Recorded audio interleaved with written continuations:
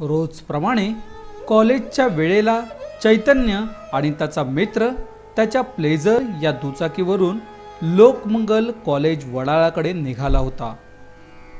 घरातून निघालेला चेतन दुपारनंतर घरी येईल अशी आशा घरच्यांना लागली होती। मात्र थोड्याच वेळात चैतन्याची अपघाताची बातमी कळेल असं कोणालाही वाटलं नव्हतं। चैतन्य घाटे याचा अपघाती मृत्यू झाल्याची माहिती कळताच त्याच्या परिवारासह मित्रमंडळींनी बाळीवेस येथील घटनास्थळी दाखल झाले।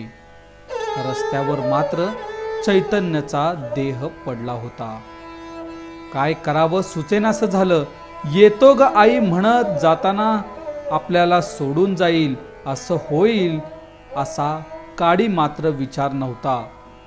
चैतन्य कृष्णात घाटे आणि त्याचा मित्र कॉलेजला निघाले होते। तर्टीनाका पोलीस चौकीजवळील हाकेच्या अंतरावर बाळीवेस येथे कॉलेज तरुणांना घेऊन जाणारी VVP कॉलेजची MH04 G2190 ही भरधाव येणारी कॉलेज बस पाठीमागून जोराची टक्कर दिली। यावेळी दुचाकीवरून जाणाऱ्या त्या चैतन्याला ही धडक बसल्यानं त्याचा जागीच मृत्यू झाला।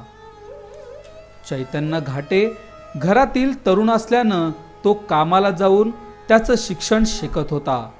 अतिशय कष्टाळू आणि जबाबदारी सांभाळणारा तरुण असल्यानं अनेकांच्या हृदयात चैतन्यानं घर केलं होतं। शहरात मोठ्या प्रमाणात वाहतुकीची कोंडी असल्यानं अपघातात वाढ झाली आहे। चैतन्यासारखा अनेक युवकांना युवतींना गेल्या वर्षभरापासून सातत्याने मृत्यूला सामोरं जावं लागतंय। या अपघाताला जबाबदार कोण असा प्रश्न चैतन्यचे मामा ज्ञानेश्वर गायकवाड यांनी डेन न्यूजशी बोलताना विचारला। चैतन्य कृष्णान घाटे हा माझा मावशीचा मुलगा होता। तर्टीनाका पोलीस चौकी त्याचा कॉलेजला जाता क्षणी अपघात झाला। तो स्पीड ब्रेकरवरून पुढे चालवता मागून बस त्याला जोराने धडकली आणि तो पुढच्या चाकात येऊन त्याचा अपघाती मृत्यू झाला। वारंवार विद्यार्थी कॉलेजला जात असताना ही घटना घडते, तरी प्रशासकीय व पोलीस नियंत्रणावर याचं लक्ष नसून तर याची जिम्मेदारी कोण आहे? इतर परिवाराने त्यांचा रोजगार कसा करावा? या मृत्यूची जिम्मेदारी कोण? शहरात अशा वारंवार घटना घडत असल्यानं आणखी किती युवकांचा प्राण गेल्यावर प्रशासनाला जाग येणार असा प्रश्न नगरसेवक विनायक कोंड्याल यांनी विचारला। त्यांनी निधन झालं। अतिशय गरीब परिस्थितीत तो आईला घरच्यांना सांभाळून या ठिकाणी कष्ट करून कॉलेज करायचा। आज त्या दुर्दैवी अंताने या ठिकाणी निधन झालं। अतिशय दुःख होत आहे। तर प्रशासनाने इथं या ठिकाणी कुठं तर लक्ष देणं गरजेचं आहे। सोलापुरात वाढलेली जी वाहतूक आहे ट्रॅफिक याबद्दल अतिशय, कारण का गेल्या 15 दिवसापूर्वी पाटील चाळीमध्ये आमचा पवार म्हणून आमच्याच चाळीतला एक मुलगा या ठिकाणी 16 वर्षाचा मुलगा या ठिकाणी निधन झाला होता।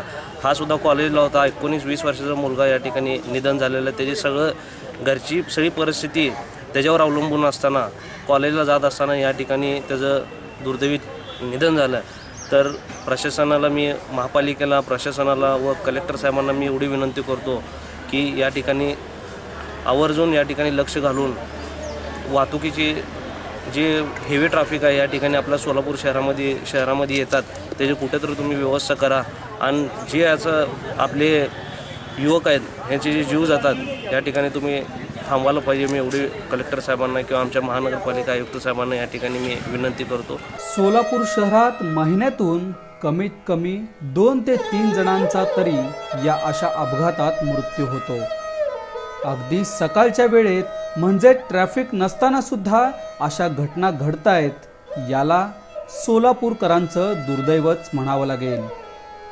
या एकंदरीत प्रकारावरून वाहतूक शाखा झोपली आहे का की त्यांना अशा बेधडक वाहनधारकांना आळा घालता येत नाही? निदान आता तरी या वाहतूक शाखेला आणि बेधडक वाहन चालवणाऱ्यांना जाग येणार का, की किती जणांना चैतन्यसारख्या काळ्या दिवसाला सामोरं जावं लागणार? वारंवार घडणाऱ्या अशा घटनांवर डेन सोलापूर न्यूज आपणा सर्व वाहन चालकांना विनंती करते की वाहन चालविताना लवकर निघा, सुरक्षित आणि वेळेत पोहोचा. निष्काळजीपणे वाहने चालवू नका, हीच नम्र विनंती.